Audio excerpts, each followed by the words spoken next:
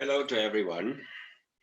In my school days, Albert Camus' The Plague was a popular text in religious education classes to explain what theodicy, the question why does God allow such suffering, is all about.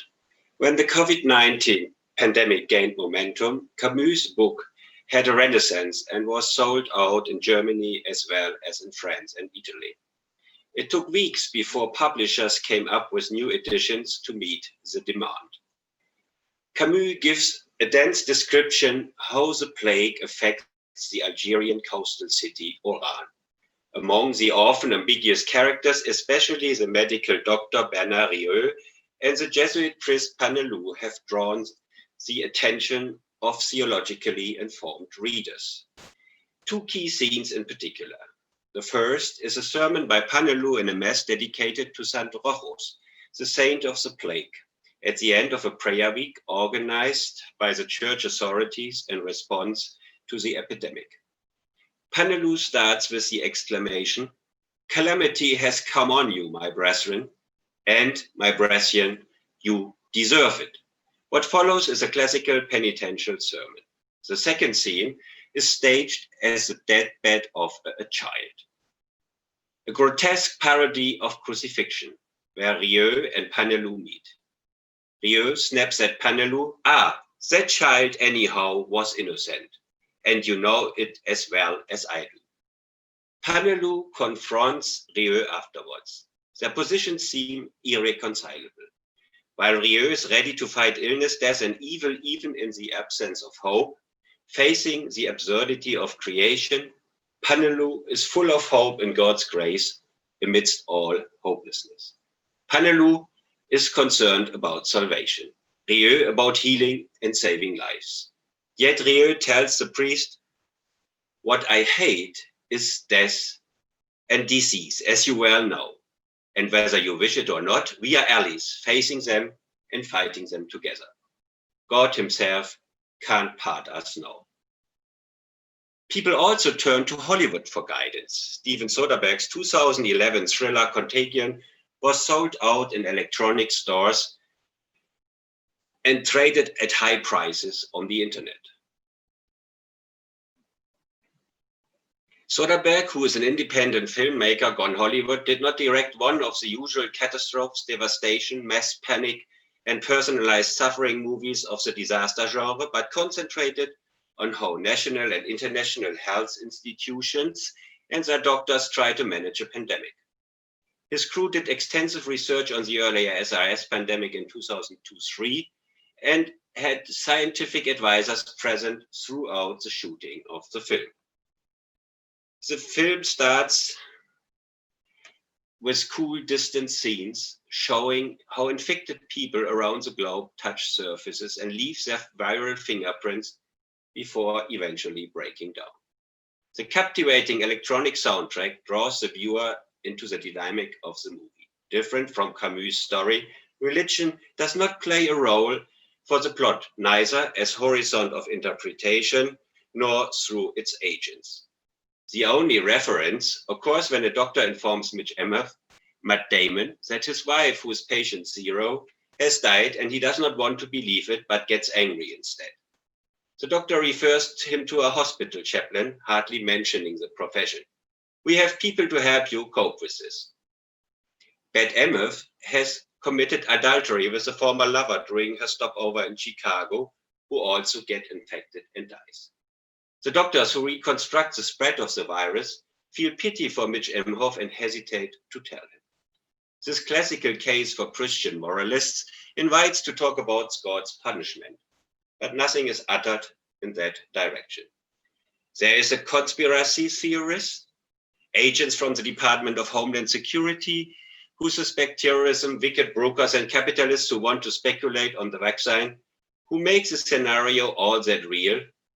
But the protagonists of the film are the doctors and their engagement to manage the crisis and find a cure. The central figure is Dr. Alice Cheever, Lawrence Fishburne, the head of the Centers for Disease Control and Prevention in Atlanta. Throughout the film, one can see how he is trying to take care of his mainly female colleagues and the people he is responsible for. A key storyline to portray his character is the interaction with the cleaner. When he talks to his wife over the phone in his office, telling her to leave Chicago quietly, he all of a sudden realizes that the cleaner obviously has overheard the conversation. In leaving, the guy says, "We all have people." In an earlier scene, he has asked the doctor for advice regarding the illness of his son. Homeland Security accuses Cheever for treason because his wife told her friend who spread the news on the social media. The underlying conflict is that between the national security state and humanitarianism. At the end, Cheever appears at the home of the cleaner and ejects the son his ration of the vaccine, telling the cleaner he's safe now. Only then he drives home to vaccinate his wife. The end of the film shows how the virus came into the world and how Beth Emhoff got infected. A bat, chased up by a bulldozer of the mining company she is working for, drops a bite of banana over a pig stable. The cook who slaughtered the pig that ate it shakes afterwards Beth Emhoff's hand after just rubbing his hands in his apron. It is clear to the viewer that this can easily happen again. This resonates with the end of Camus' The Plague, when Dr. Rieu reasons about the fact that the virus never dies and is still out there to resurface at a given moment. While Camus deals with an epidemic, Soderbergh tackles a pandemic. Both consider viruses as part of nature, and their protagonists try to save as much of their fellow human beings as they can. While Camus addresses the absurdity of human life, Soderbergh keeps it strictly rational. The illness is neither metaphorized nor stigmatized in both cases. In a similar pragmatic way, Dr. Hendrik Streeck, co-author of the Heinsberg study, one of Germany's first corona hotspots, during the carnival season in North Rhine-Westphalia, argues that we will have to integrate COVID-19 into our virus repertoire and learn how to live with it. German sociologist Ulrich Beck introduced the concept of World Risk Society as a framework to understand globalization. Terrorism, pandemics, ecological disasters are all risks that go with it. Two things are striking. People are obviously no longer referring to the Bible and the Christian God, but rather to popular culture and a French philosopher of the absurd to interpret the pandemic. And they refer to the plague that has even been more or less extinguished from the planet, rather than to the late modern scourge, HIV/AIDS. Susan Sontag, a New York cultural critic, became famous for her paradoxical polemic against interpretation of illness and the HIV/AIDS pandemic.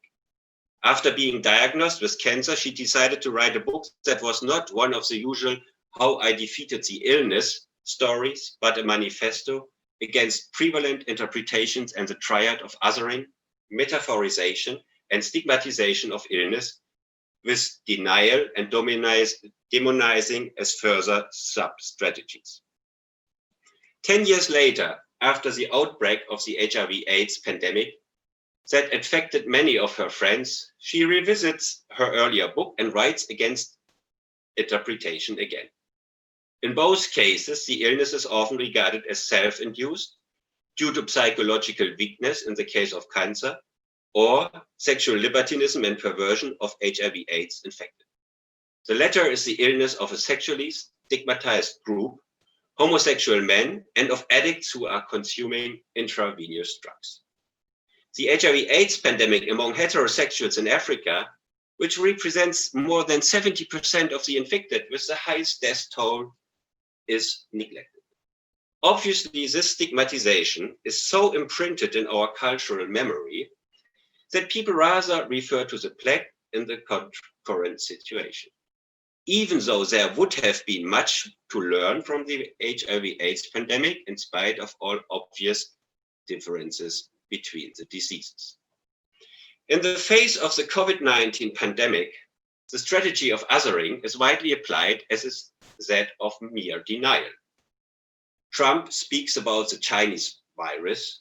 In Africa, it is the illness of the whites. Yet everybody can catch it. It is not stigmatized. Celebrities and politicians publicly speak about their infection and the cause of the disease, nor metaphorized either.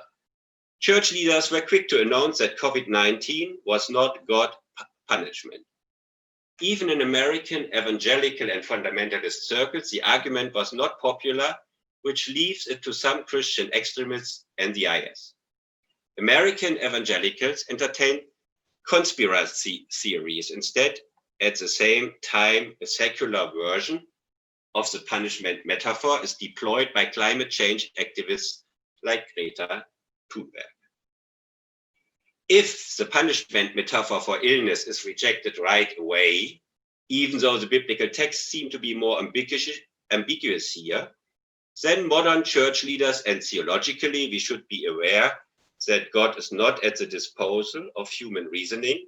The question remains, how do we respond theologically to the challenge that COVID-19 is posing to our societies and religious communities within them? Biblical texts like the Psalms, Job, but also the Gethsemane story and Christ's outcry on the cross, "Why have you forsaken me?" point the direction to bringing one's grief before God, even doubting and questioning God. The vulnerability of human beings is mirrored in the presence of God in the suffering on the cross. While Jürgen Moltmann has interpreted this as a suffering within God, Johann Baptist Metz emphasizes that we also suffer from God. Evil, illness, aging, suffering, and death are part of God's creation too.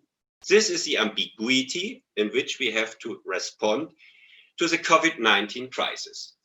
The new triad, social distance, sanitize and wear your mask, does demand that religious communities adapt their ritual practices. It certainly does not mean that the care for those in need should be neglected out of misunderstood hygiene concepts. How do Metz plead for a TODC-sensitive God talk and his constant appeal to remember the victims resonate in the context of the corona pandemic? What is asked for is that churches humble themselves and stand in solidarity with the victims. We are in need of a liberation theology that analyzes the intersectionality of class, race, gender, body, age, etc. behind the pandemic and develops a habitus which allows to respond to the intergenerational, intercultural, and interreligious challenge in dealing with the pandemic. And at the same time, has the courage to raise its prophetic voice and point out that COVID-19 is not the only risk that is shaking our planet.